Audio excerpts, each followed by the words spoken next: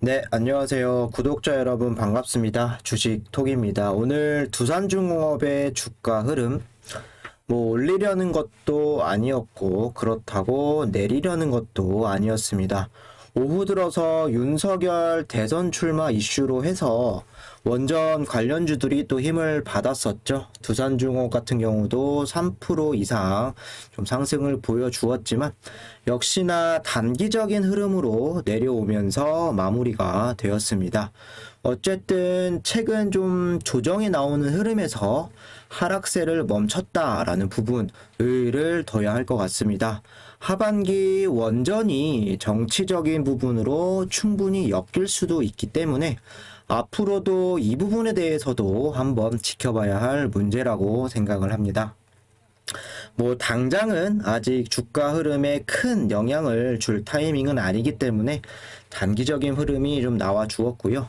앞으로 어떻게 주가를 좀 끌고 갈 수 있을지 이런 부분도 체크를 해봐야 될 것 같습니다.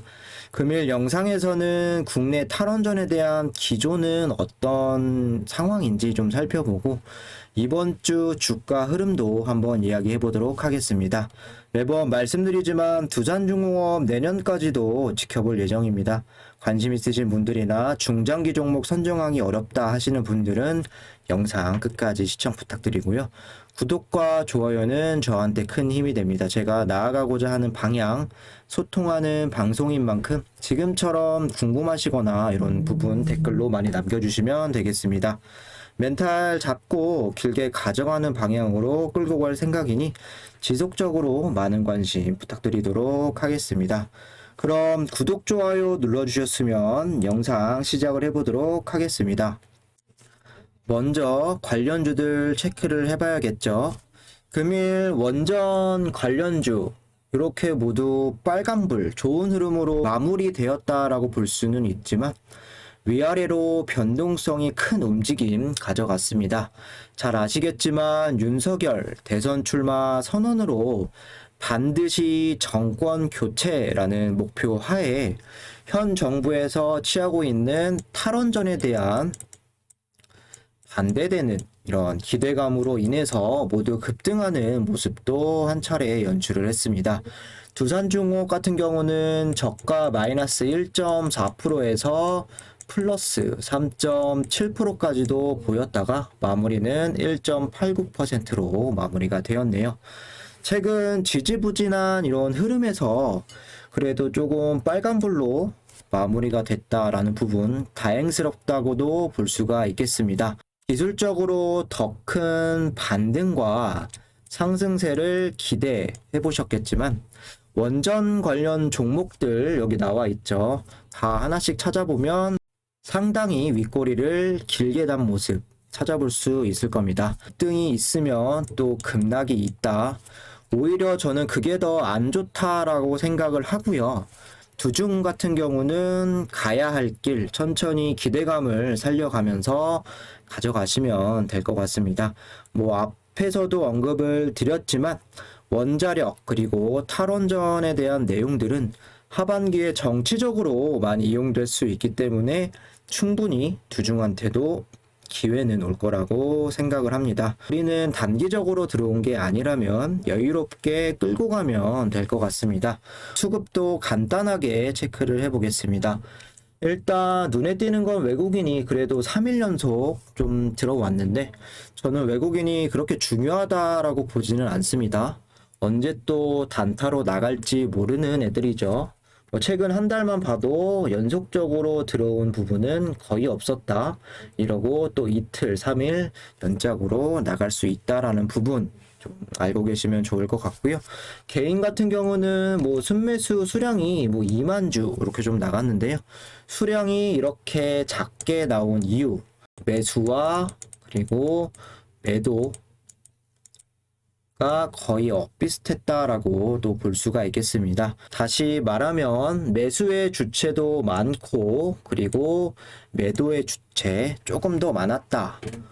갈피를 못 잡았다 정도로 파악이 될 수가 있겠습니다. 기관 같은 경우는 계속해서 팔자세를 유지를 하고 있죠. 두중 같은 경우는 기관의 매수세가 중요한데요.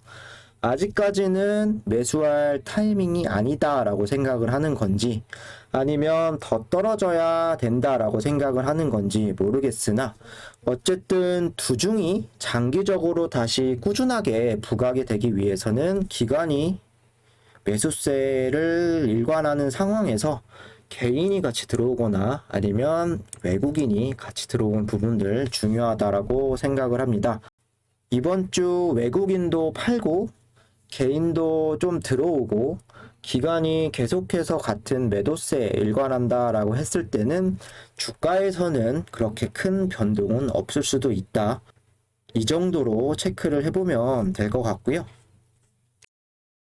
제가 두산중공업 영상을 꾸준히 올리면서 유일하게 생각하는 단점 말씀을 드렸었는데 기대감과 재료 상승 모멘텀은 좋을 수 있으나 너무 오래 걸릴 수 있다라는 부분 이야기를 자주 드렸습니다. 최근 정부에서 하반기 경제정책을 발표를 했는데 원자력 지옥이 나서 문정부 해상풍력 수용성 확보 안 된 채 강행을 하겠다. 중요한 거는 하반기 신재생 중심으로 이어나가겠다. 원자력 발전소 탈원전 언급조차 없다. 해상풍력 개통망 건설 수용성 해결 없어 논란이 예상이 된다. 이런 내용 부분인데요. 하반기에도 신재생 중심 고수를 하겠다. 초대형 해상풍력 송변전 설비 건설을 강행을 할 거고 주민 수용성에 대한 대안이나 민간 협의가 부재한 상황에서 사실상 밀어붙이겠다라는 것이어서 사회적 파장을 예상이 된다. 원자력 발전소 정책에 대해서는 단 한마디도 언급하지 않은 부분.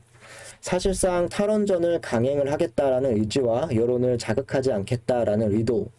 송해상풍력에서 생산된 전기를 끌어오려면 송변전 설비를 바다와 육지를 가로지르는 구간에 설치를 해야 되는데 이에 삶의 터전과 조업구역이 축소되는 것을 우려하는 현지 어업인들의 저항이 거세다. 새만금 방조제가 생긴 후 어획량이 급감했는데 위도 인근까지 막히면 어민들은 다 죽는다.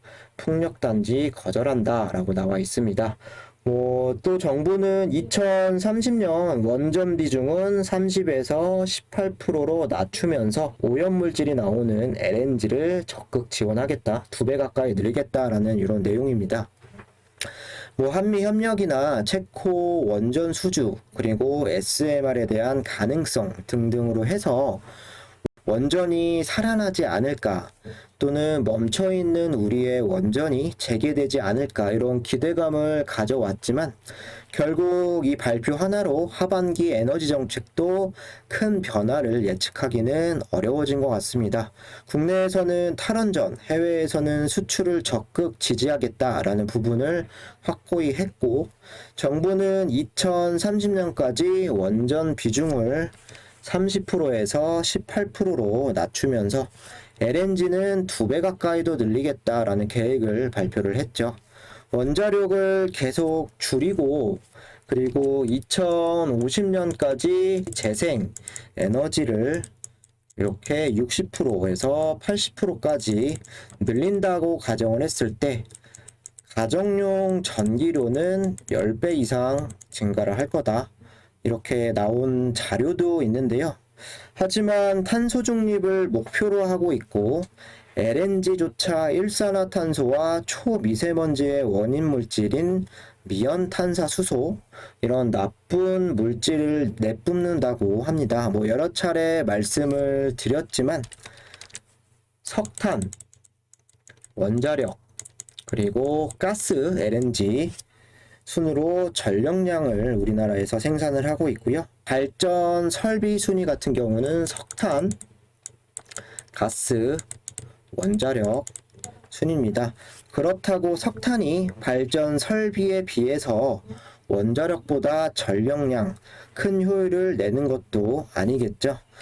이에 반해서 긍정적인 내용들도 있는데요. 한수원, 원전 현장 인력 양성원, 건설사 7곳, 원전 건설 기능 고도화 위한 MOU 체결. 불과 작년만 해도 정부와 한수원, 탈원전 뜻을 유지를 했었는데 한수원도 변화하려고 있다. 체코 수주에도 그렇고 적극적인 행보를 좀 보여주고 있는데요. 뭐 이뿐만 아니라 경주 월성 원전 안전한 맥스터 건설에 총력전을 펼치겠다라고 합니다. 맥스터가 뭔지 간단하게 좀 말씀을 드리면 원자력 발전소를 사용 후에 배출되는 핵 연료를 임시 저장하는 시설인데요.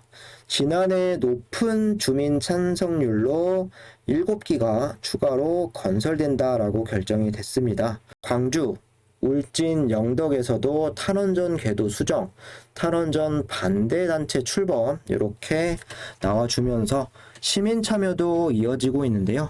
지역사회에서도 원전 살리기에 이렇게 동참을 해주고 있는 모습입니다.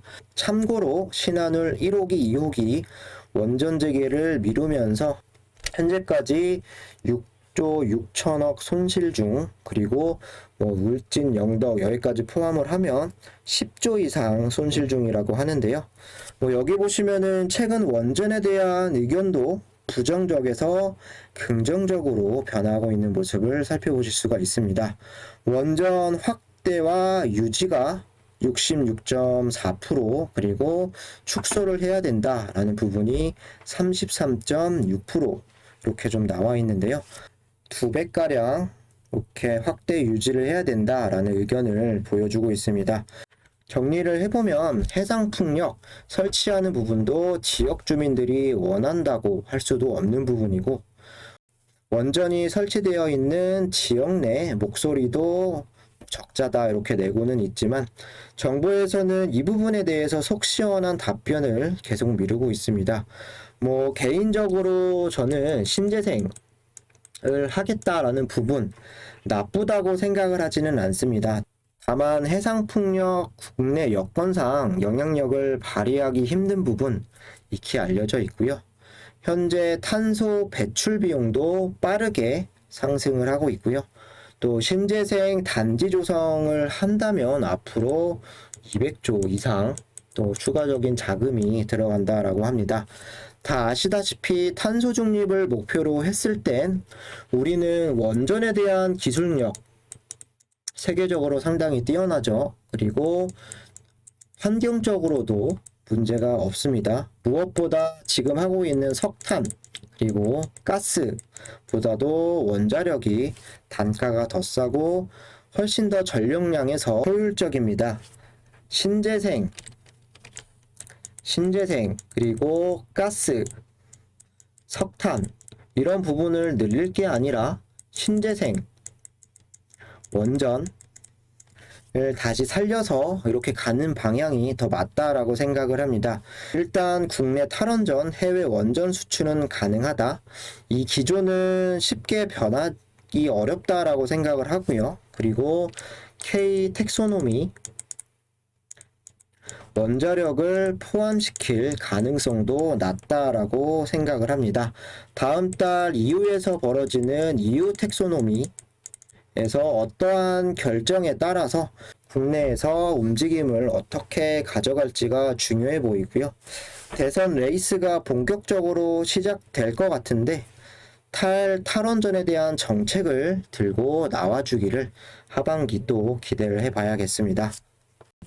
마지막으로 기술적인 분석 간단하게 하고 마치도록 하겠습니다. 금일 상승분이 나왔던 부분 긍정적이다라고 말씀을 드렸는데 그래도 아직까지는 여기서 지지가 나왔다라고 보기엔 이른 부분도 있을 것 같습니다. 이번 주 흐름도 갑작스럽게 뭐 터지는 이슈가 아니라면 크게 나올 내용은 없죠. 큰 움직임이 나오는 건 좀 적을 수 있습니다. 지지부진한 흐름에서 일단 24,000원대를 지켜주는 게 베스트겠죠. 만약 추가적인 조정세가 나온다라고 한다면 이제는 추매 또 한 번은 고려를 해봐야 될 것 같습니다. 추매 시점은 23,000원 아래 1차적으로 좀 생각을 해주시고 여기서 조금 더 내려와서 지지가 된다라고 했을 때는 한 번, 두 번 쌍바닥을 다지고 이렇게 다시 한번 턴을 할 때 안정적으로 또 추매 시점을 잡아갈 수 있지 않을까라고 생각을 합니다. 이상으로 영상 여기서 마무리하도록 하고요. 영상 내용이 유익하셨다라고 생각되시는 분들은 구독과 좋아요 한 번씩 부탁드리겠습니다. 감사합니다.